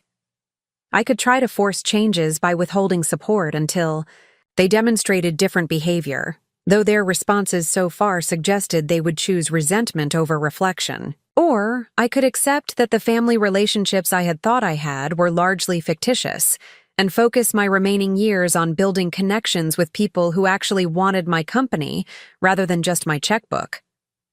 As I drifted off to sleep, in my luxury hotel suite, surrounded by the beauty of a Hawaiian paradise I was experiencing alone on my 75th birthday, I found myself leaning toward the third option. Life was too short to spend it begging for love from people who had already shown me exactly what I meant to them. Tomorrow would bring new decisions and new conversations. But tonight, for the first time in years, I fell asleep without worrying about whether I was doing enough for my children or whether they were happy with me. Instead, I fell asleep wondering what my life might look like if I focused on my own happiness for a change. The fourth day of my Hawaiian vacation brought unexpected clouds and intermittent rain, which seemed fitting given the storm that was brewing back home. I had deliberately kept my phone turned off for most of the previous evening, but when I powered it on during breakfast, I found 47 missed calls and 62 text messages waiting for me. The escalation was remarkable. What had started as individual requests for money had evolved into a coordinated family crisis response. I scrolled through the messages chronologically, watching the panic spread and intensify as my children began to grasp the potential scope of what I was doing. The early messages were still focused on the immediate car repair issue, but by midnight their time, the tone had shifted dramatically. Michael had apparently spent the evening researching the legal implications of loan guarantees and cosigner obligations. His messages became increasingly frantic as he realized that I had the legal right to withdraw from most of our financial arrangements. Susan's messages revealed that she had been calling credit card companies and banks, trying to understand what would happen if I removed my name from various accounts and guarantees. The customer service representatives had apparently been quite clear about the consequences, judging from her increasingly desperate texts begging me to reconsider. Robert's messages showed a different kind of panic. He had clearly been doing calculations, trying to figure out alternative financing options for his mortgage refinancing. The numbers weren't working in his favor, and his messages became more accusatory as the night progressed, blaming me for potentially destroying his family's financial stability over what he continued to characterize as a minor misunderstanding. But it was the group text thread they had created that revealed the most about their mindset. Someone had forgotten to remove me from the conversation, giving me a window into how they were discussing the situation among themselves. "This is insane," Susan had written at 11:47 p.m. "She's never acted like this before. Something must be wrong with her." "Maybe it's early dementia," Michael had replied. "I've heard that personality changes can be one of the first signs." "Don't be ridiculous," Robert had responded. "She's sharp as a tack. She's just being vindictive because her feelings got hurt." "Well, we need to figure out how to fix this," Jennifer had chimed in. "The mortgage thing is happening next week. We can't let her destroy our refinancing over a temper tantrum." A temper tantrum. That's how they were characterizing my response to being abandoned on my 75th birthday. Not as a legitimate reaction to mistreatment, not as a reasonable boundary-setting exercise, but as a temper tantrum that needed to be managed and resolved for their convenience. The conversation continued for another hour, with various family members proposing strategies for handling me. Susan suggested having the grandchildren call me, thinking I wouldn't be able to resist their requests. Michael proposed having his wife Patricia reach out, since she had always gotten along well with me. Robert favored a more direct, confrontational approach, believing I would back down if pressed hard enough. What struck me most about their entire conversation was the complete absence of self-reflection. Not one of them suggested that perhaps they should apologize for their behavior. Not one acknowledged that abandoning me at the airport might have been genuinely hurtful. Not one considered that their treatment of me over the years might have been taking a toll that finally reached a breaking point. Instead, they approached the situation like a crisis management problem that needed to be solved through the right combination of manipulation, pressure, and strategic relationship deployment. I was a malfunctioning asset that needed to be brought back online, not a person whose feelings and needs deserved consideration. As I was reading through their messages, my phone rang. The caller ID showed a number I didn't recognize, but the area code was local to my hometown. I answered cautiously, "Mrs. Cox, this is Patricia, Michael's wife. I hope I'm not disturbing you." Patricia had never called me Mrs. Cox before. We had always been on a first-name basis, and her formal address was clearly calculated to establish a respectful, deferential tone for the conversation. Hello, Patricia. How did you get this number? Michael gave it to me. Mrs. Cox, I wanted to call because I'm really concerned about what's happening with the family. Michael told me about the misunderstanding regarding the Hawaii trip, and I think maybe there's been some miscommunication that's gotten blown out of proportion. Misunderstanding, miscommunication, blown out of proportion. The same minimizing language I had been hearing from everyone else. What kind of miscommunication do you think there's been, Patricia? Well, I think maybe everyone's feelings got hurt when the trip didn't work out as planned, but I know Michael and the others would never intentionally do anything to upset you. They love you so much, and they're all just devastated that you're feeling this way. Patricia, were you part of the discussion when they decided not to go to Hawaii? There was a pause. Well, yes, we all talked about it as couples. But Mrs. Cox, you have to understand, we really were facing some unexpected financial pressures. Michael's business has been struggling with some late payments from clients, and we've had some surprise expenses with the kids. What kind of surprise expenses? Well, Emma needed orthodontic work that insurance didn't cover, and Jake's football equipment was more expensive than we expected, and Madison wanted to take that art class that cost extra. I almost laughed at the absurdity. Patricia, you're telling me that you couldn't afford the incidental expenses of a Hawaiian vacation that I was paying for because Emma needed braces and Jake needed football equipment?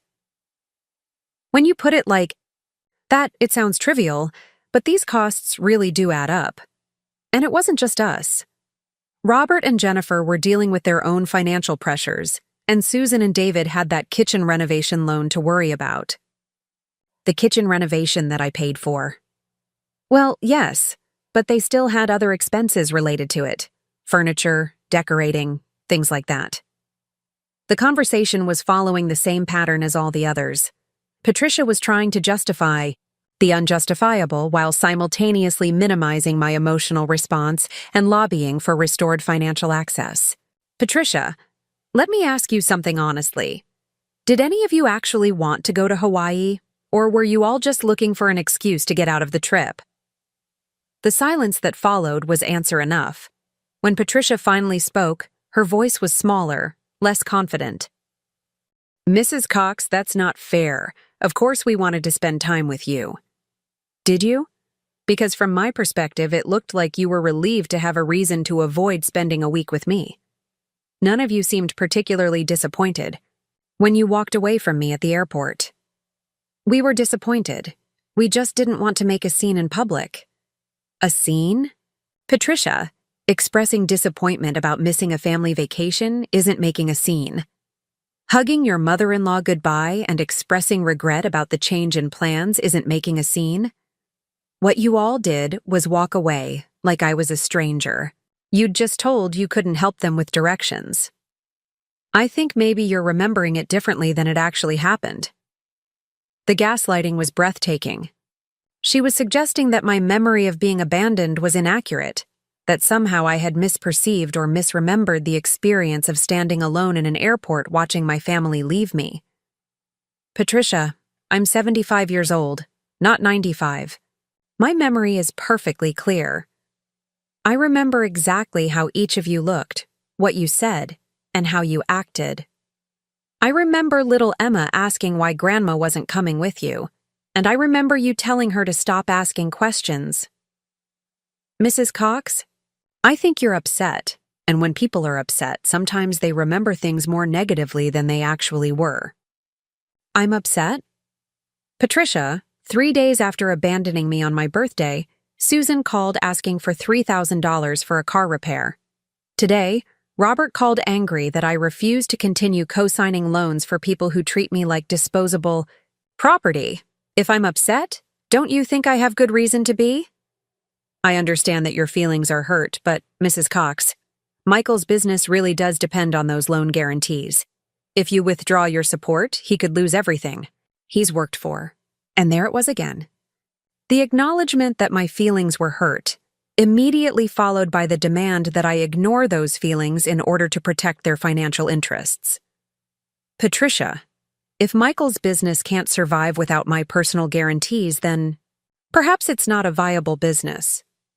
That's not fair. Lots of small businesses need co-signers and guarantees, especially in the early years. Michael has been working so hard to build something for his family. I'm sure he has been working hard, but working hard doesn't entitle him to unlimited financial support from his mother, especially when he participates in treating that mother with disrespect and disregard. Mrs. Cox, I really think you're overreacting to what was essentially a scheduling conflict. A scheduling conflict. The complete trivialization of what they had done to me was stunning in its audacity. Abandoning your 75-year-old mother at an airport on her birthday wasn't a scheduling conflict. It was a deliberate choice that revealed their priorities and values. Patricia, I'm going to end this conversation now. Please tell Michael that if he wants to discuss his business financing, he should contact his bank or look for alternative investors. I am no longer available as a financial safety net for people who treat me as expendable. Mrs. Cox, please, don't hang up. Can't we work something out? Maybe if everyone apologized for the Hawaii situation, could you reconsider the business guarantees? Michael's livelihood is at stake here. The negotiation attempt was so transparent it was almost insulting. She was offering apologies in exchange for continued financial support, as if sorry was a currency that could purchase my services. Patricia, if anyone in this family feels genuinely sorry for how they treated me, they're welcome to express that without any expectation of financial benefit. But apologies that are offered as payment for loan guarantees aren't actually apologies. They're just another form of manipulation. I hung up before she could respond and immediately turned off my phone again. The pattern was becoming exhaustingly predictable. Each family member was taking a turn trying to manipulate me back into compliance, using different emotional appeals and strategic approaches, but all with the same ultimate goal: restore their access to my financial resources while giving as little as possible in return. Later that afternoon, I decided to take a walk along the beach to clear my head and think about what was really happening back home. The rain had stopped, and the late afternoon sun was breaking through the clouds, creating dramatic patterns of light and shadow on the water. The beauty of the moment made the ugliness of my family situation feel even more stark by contrast. As I walked, I began to think about the broader implications of what I was discovering about my relationships with my children. The financial abuse was obvious now that I was looking at it clearly, but there were other patterns that were equally troubling. Emotional manipulation had been a constant throughout my interactions with them for years. Every request for money came with some form of emotional pressure, appeals to family loyalty, suggestions that refusing would harm the grandchildren, implications that my financial support was proof of my love for them. They had learned to package their demands in ways that made saying no feel like a betrayal of my role as a mother. Guilt-tripping had been another regular tool. When I had occasionally tried to set boundaries or express concerns about their financial dependence, they had responded with accusations that I was being selfish, uncaring, or unfairly critical.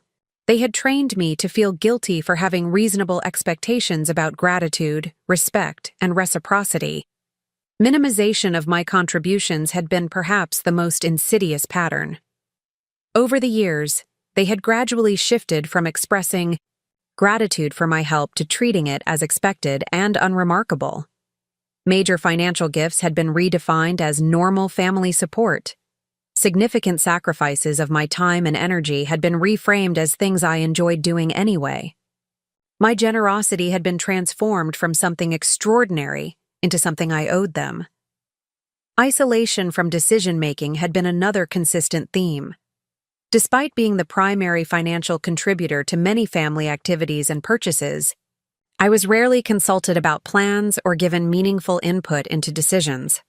They would present me with fait accompli situations where my only choice was to fund their predetermined courses of action or be accused of not supporting the family.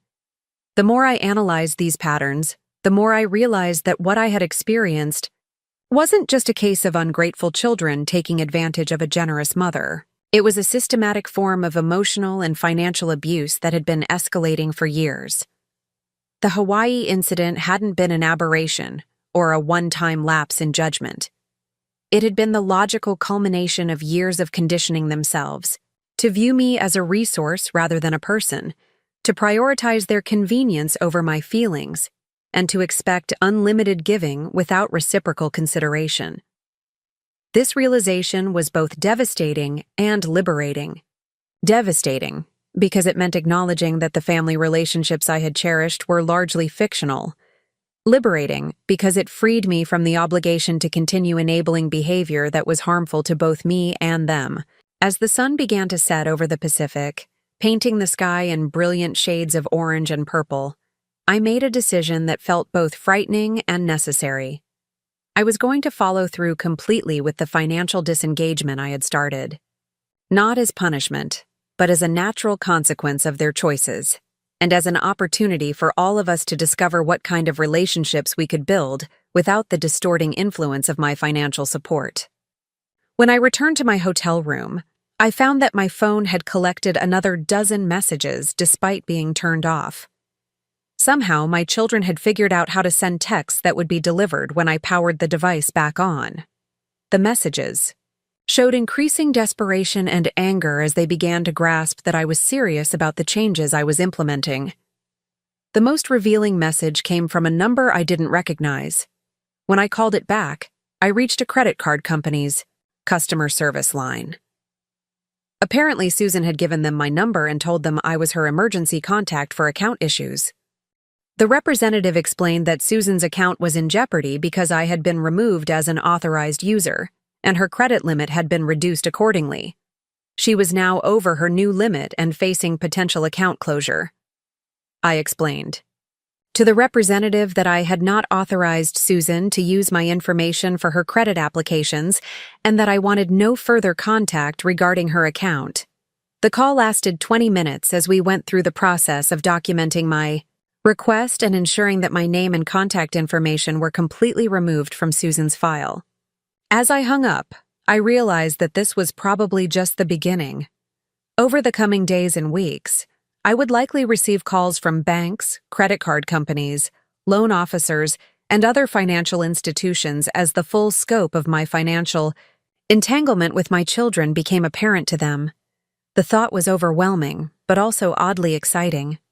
For years, I had been carrying the financial responsibility for 4 adult households while receiving the emotional consideration due to a distant acquaintance. Now I was going to discover what it felt like to be responsible only for my own financial decisions and to have relationships based on something other than money. That evening, I treated myself to dinner at the resort's most expensive restaurant and ordered a bottle of champagne to celebrate my 75th birthday properly. The waiter, learning it was my birthday, arranged for a small cake and convinced several other staff members to sing. It was a touching gesture from strangers that highlighted how little genuine warmth I had been receiving from the people who were supposed to love me most. As I ate my birthday cake alone at a table overlooking the ocean, I reflected on how dramatically my life had changed in just 4 days. I had gone from being a woman whose identity was largely defined by her role as the family's financial provider, to someone who was beginning to imagine what life might look like if she focused on her own needs and desires. The process was painful, but it was also revealing strengths and possibilities I had forgotten I possessed. I was discovering that I could make difficult decisions, enforce boundaries, and withstand emotional manipulation. I was remembering what it felt like to prioritize my own well-being instead of constantly sacrificing it for people who didn't appreciate the sacrifice. Later that night, I sat on my balcony with a glass of wine and began planning the next phase of my life. I still had legal documents to sign when I returned home, financial arrangements to formalize, and difficult conversations to navigate. But for the first time in years, I was looking forward to the future instead of dreading the next crisis I would be expected to solve with my checkbook. My phone buzzed with another text message, but I didn't look at it. Whatever emergency or manipulation My children were deploying this time could wait. Tonight, I was celebrating my birthday the way I should have been celebrating it all along, focused on my own happiness and excited about the possibilities that lay ahead. The ocean waves continued their eternal rhythm below my balcony, reminding me that some things endure regardless of the temporary storms that may rage around them. I was beginning to understand that my own strength and worth were among those enduring things, and that it was time to build a life that reflected that understanding. Tomorrow would bring new challenges and new revelations, but tonight, for the first time in years, I fell asleep feeling grateful for where I was and optimistic about where I was going. The loneliness of being abandoned by my family was being replaced by the freedom of no longer having to earn their conditional love. It was, I realized, the best birthday gift I could have given myself. The fifth and final day of my Hawaiian stay began with an unexpected sense of peace. I had slept more soundly than I had in months, and I woke feeling clear-headed and purposeful, in a way that surprised me. The emotional turmoil of the past few days had crystallized into something approaching acceptance, though not the kind of acceptance my children were hoping for. I ordered breakfast on my balcony and sat watching the sunrise paint the ocean in shades of gold and coral. It was breathtakingly beautiful, and for a moment I felt genuinely sorry that my family wasn't there to share it with me. Not because I needed their validation or company, but because beauty like this deserved to be witnessed and appreciated by people capable of wonder. My phone had been silent since I'd turned it off the previous evening, but I knew that wouldn't last. Today was the day I flew home, and my children would be expecting some kind of resolution to what they undoubtedly viewed as my temporary rebellion. They would be waiting for me to come to my senses, apologize for overreacting, and restore their access to my financial resources. They were going to be disappointed. As I packed my suitcase, I reflected on how much my perspective had changed during these 5 days of forced solitude. The woman who had boarded the plane in a state of shocked hurt was not the same woman who would be flying home today. I had discovered strengths I had forgotten I possessed, and clarity I hadn't experienced in years. More importantly, I had gained something I hadn't realized I was missing: hope. Not hope that my relationships with my children would magically transform into something healthy and reciprocal, but hope that I could build a life based on my own values and surrounded by people who genuinely cared about my well-being. The flight home was uneventful, giving me several hours to prepare for what I knew would be a difficult period of implementation and enforcement. Marcus would have the legal documents ready for my signature. Catherine would have prepared the changes to my investment accounts and beneficiary designations. The credit card companies would have processed my requests to remove unauthorized users. But none of those administrative tasks would be as challenging as the conversations I would need to have with my children once they realized the full scope of what I was doing and why. As the plane descended toward my home airport, I turned on my phone for the first time in 24 hours. The barrage of messages that flooded in was staggering. 83 missed calls and over 100 text messages, spanning the entire spectrum from pleading to threatening. The most recent messages showed that my children had moved beyond individual appeals and were now coordinating a unified response to what they perceived as my mental breakdown. Susan's latest text read, "Mom, we're all very worried about you. This isn't like you at all. We think you should see Dr. Peterson when you get home to make sure everything is okay." Dr. Peterson was my primary care physician, a kind man in his 60s who had been treating me for routine medical issues for several years. The suggestion that I needed medical evaluation for making independent financial decisions was both insulting and revealing. They were so invested in maintaining their access to my money that they were willing to question my mental competency rather than examine their own behavior. Robert's contribution was more direct. "Mom, I've been doing some research, and I think you might want to talk to someone about this. Sudden personality changes can be a sign of underlying health issues that need attention. We love you, and we're concerned." The weaponization of concern was masterful. they were positioning themselves as loving children worried about their mother's well-being, rather than as financially dependent adults angry about losing their safety net. It was manipulation disguised as care, and it might have worked if I hadn't spent the past 5 days gaining clarity about our relationship dynamics. Michael's approach was characteristically blunt. "Mom, whatever's going on with you, we need to talk about it face to face when you get home. Some of the things you're threatening to do could have serious legal and financial consequences for all of us. I hope you've thought this through carefully." Threatening. That's how he characterized my decision to withdraw from financial arrangements that had become one-sided and abusive. In his mind, establishing boundaries and exercising my legal rights was a threat rather than a reasonable response to being mistreated. But it was the message from my oldest grandson, Jake, that hit me the hardest. "Grandma Marilyn, Mom says you're upset with us about the Hawaii trip. I'm really sorry we couldn't go. I was looking forward to learning to surf with you. I hope you're not too mad at us. Love you." The 18-year-old boy had managed to express more genuine regret and affection in 2 sentences than his parents and uncles had managed in dozens of calls and messages. It reminded me that my actions would have consequences beyond my immediate relationship with my children. My grandchildren would be affected too, though hopefully in ways that would ultimately benefit them. By the time I collected my luggage and got into a taxi for the ride home, I had formulated a plan for how to handle the inevitable confrontation that awaited me. I would not defend my decisions or justify my actions to people who had demonstrated their unwillingness to consider my perspective. I would not negotiate or compromise with individuals who viewed my boundaries as obstacles to overcome rather than preferences to respect.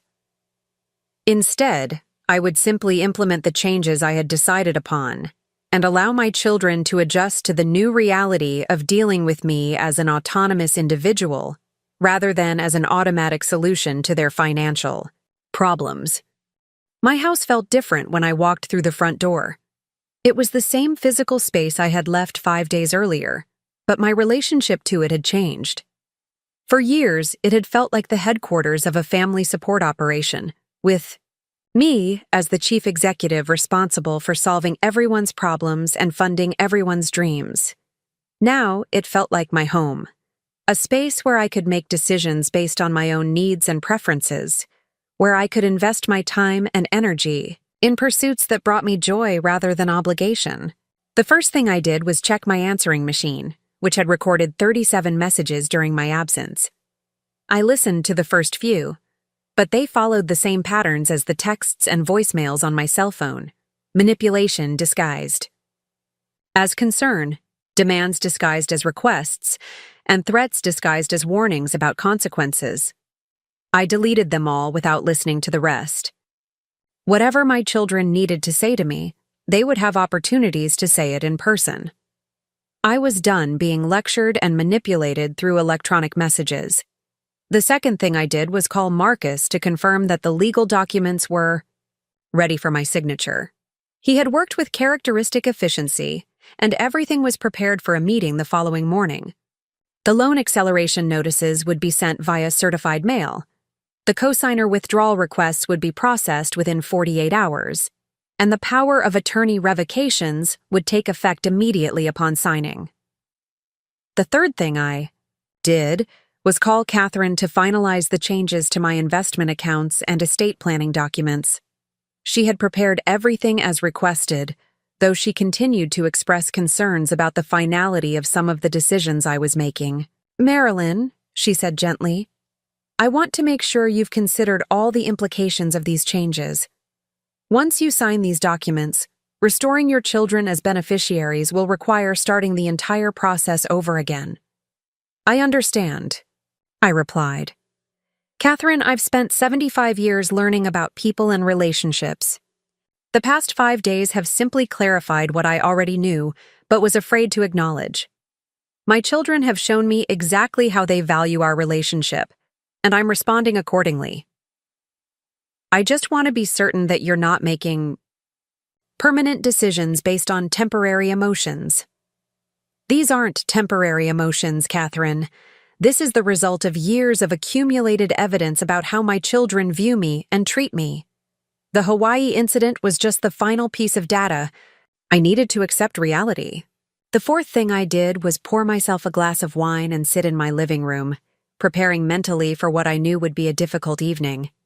My children would undoubtedly arrive soon, either individually or as a group, ready to deploy whatever strategies they thought might be effective in changing my mind.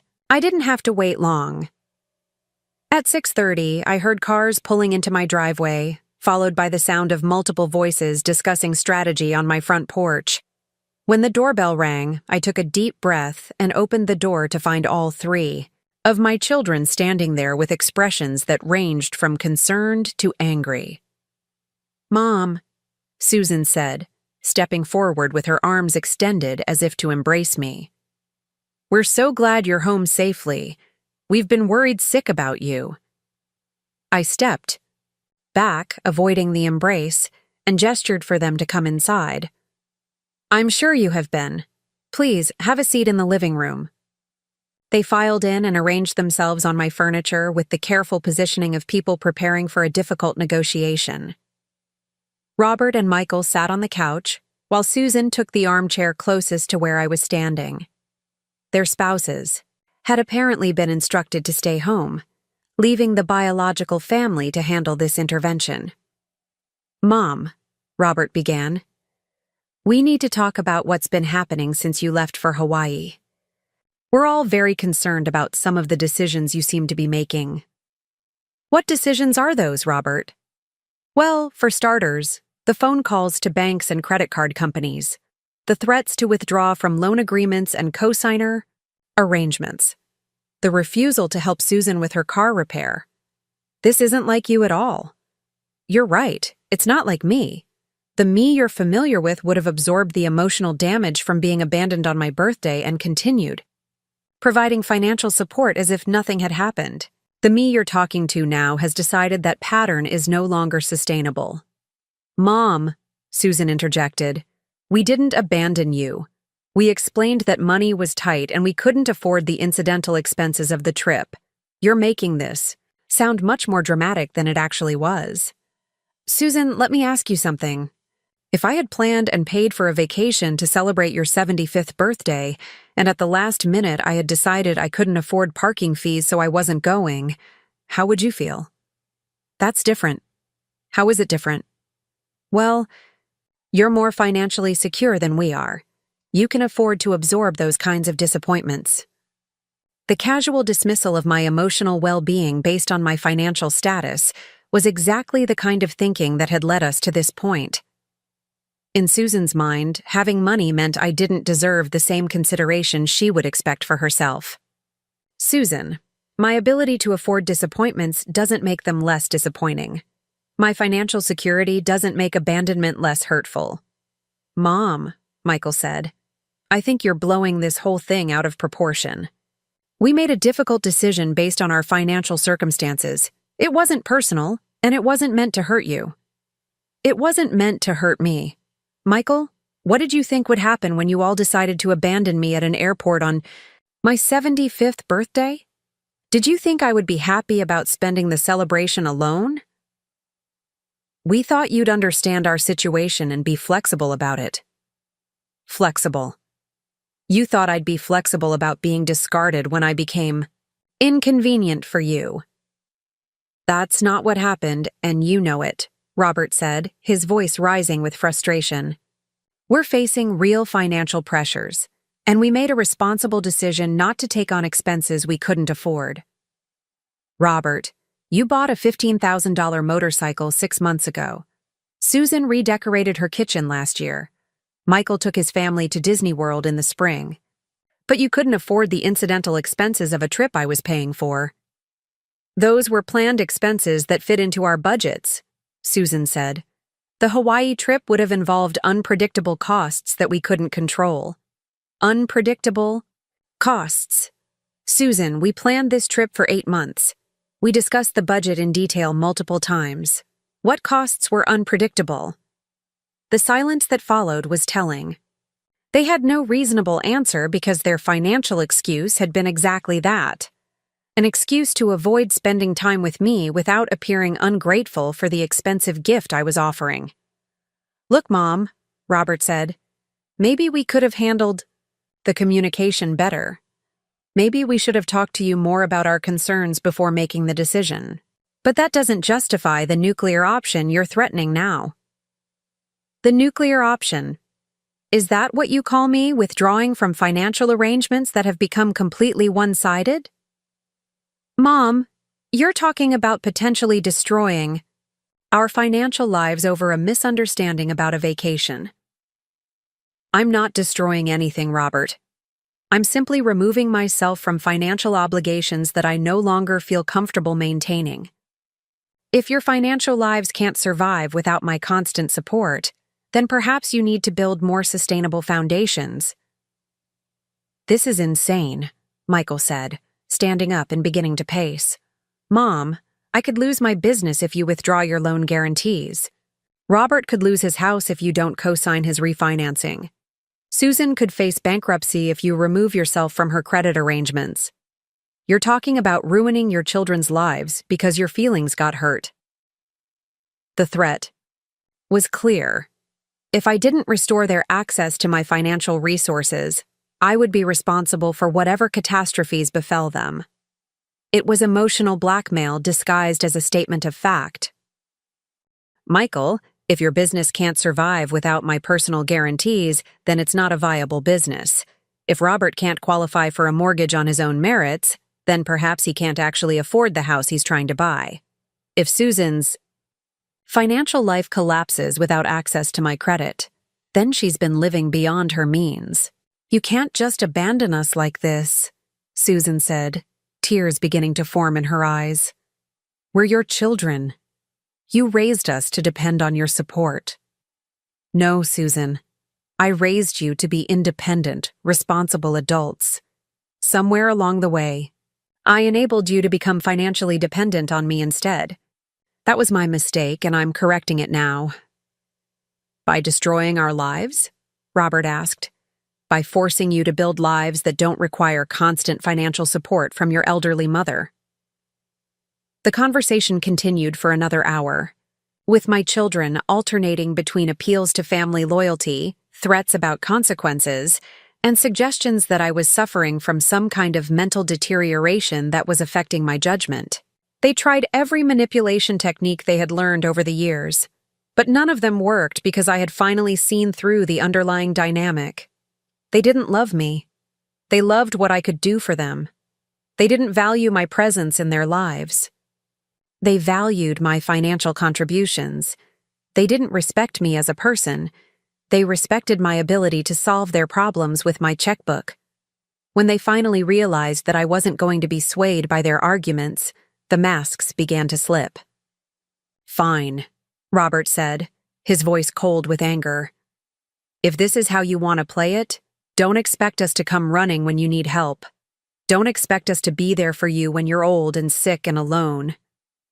"Robert," I said quietly, "I'm already old and alone.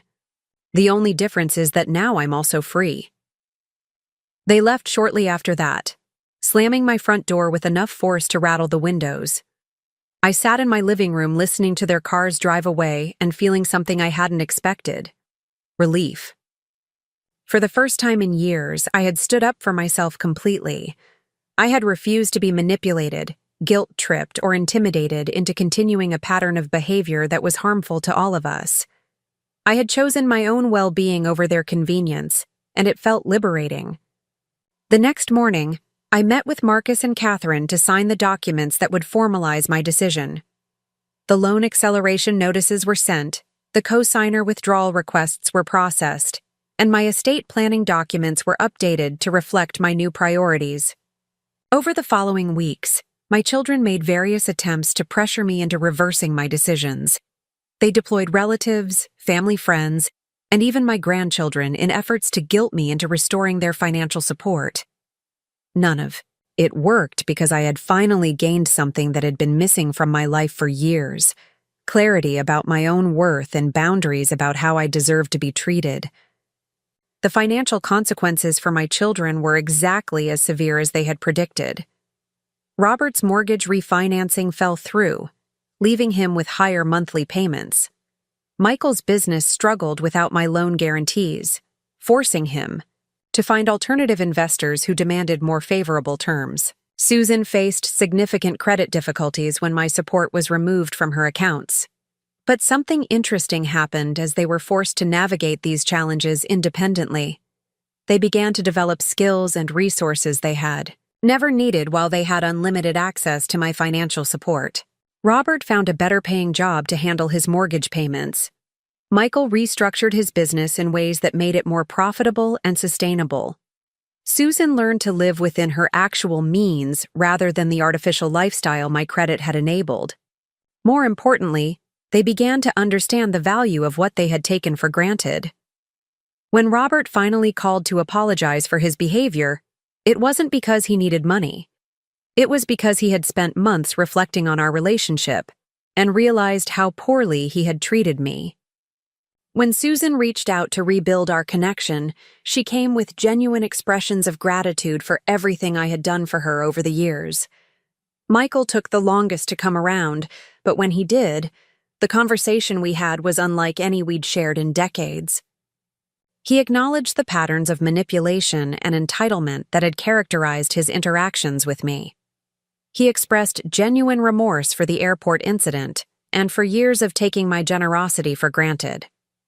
Most importantly, he asked how he could rebuild our relationship based on mutual respect rather than financial dependence. But here's the twist that even I hadn't anticipated when I began this journey of setting boundaries and demanding respect. The reason I had been so determined to teach them independence wasn't just about correcting their behavior or protecting my own well-being. 3 months after I returned from Hawaii, I received news that changed everything. During a routine medical appointment, Dr. Peterson found something concerning in my blood work that led to additional testing. The results showed that I had been developing a serious condition that would likely limit my remaining years significantly. The diagnosis wasn't a death sentence, but it was a wake-up call about the finite nature of time and the importance of making the most of whatever years I had left. More crucially, it meant that my children were going to need to be genuinely independent much sooner than any of us had anticipated. If I had continued enabling their financial dependence, they would have been completely unprepared for the reality of managing their lives without my support. The harsh lessons I had forced them to learn during those difficult months after Hawaii had actually been the greatest gift I could have given them. The knowledge that they were capable of handling their own problems and building sustainable lives. When I told them about my diagnosis, their responses revealed how much our relationships had changed. Instead of immediately calculating how my illness might affect their financial situations, they focused on how they could support me emotionally and practically. Instead of viewing me as a resource to be managed, they saw me as a person they loved who was facing a difficult challenge. Robert took a leave of absence from work to help me navigate the medical system and accompany me to appointments. Susan organized a care schedule that ensured I would never be alone during treatment. Michael used his business skills to help me organize my affairs and plan for various scenarios. For the first time in years, I felt like I had the family relationships I had always wanted, connections based on genuine love and mutual support, rather than financial transactions and obligatory interactions. The birthday abandonment that had seemed like such a devastating betrayal had actually been the catalyst for transforming our entire family dynamic. By forcing me to confront the reality of how my children had been treating me, it had given me the motivation to make changes that ultimately benefited all of us. My 75th birthday had indeed been a gift, though not the kind I had originally planned. It had been the gift of clarity, courage, and the opportunity to build authentic relationships in whatever time I had remaining. As I write this, sitting in the same living room where I had confronted my children about their behavior, I'm surrounded by evidence of how much has changed. Instead of frantic calls asking for money, my phone rings with check-ins about my health and invitations to low-key activities we can enjoy together. Instead of feeling like a bank that never closes, I feel like a mother whose children genuinely value her presence in their lives. The woman who was abandoned at an airport on her birthday is not the same woman who sits here today. She was someone who had forgotten her own worth while trying to buy love from people who had learned to take that love for granted. I am someone who remembers that love, like respect, cannot be purchased. It can only be earned through consistent actions that demonstrate genuine care for another person's well-being. My children learned that lesson the hard way, but they did learn it. And in teaching them, I learned something equally important.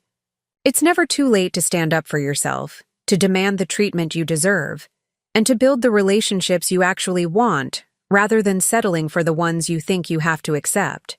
The greatest gift I gave my children wasn't the hundreds of thousands of dollars I had provided over the years. It was the opportunity to discover their own strength, independence, and capacity for genuine love. And the greatest gift they gave me in return was proving that people can change when the consequences of their behavior finally become clear. Sometimes the most loving thing you can do for someone is refuse to enable their worst impulses. Sometimes the kindest gift is the one that forces growth and self-reflection. And sometimes, being abandoned on your birthday turns out to be exactly the wake-up call everyone needed. Up next, you've got 2 more standout stories right on your screen. If this one hit the mark, you won't want to pass these up. Just click and check them out.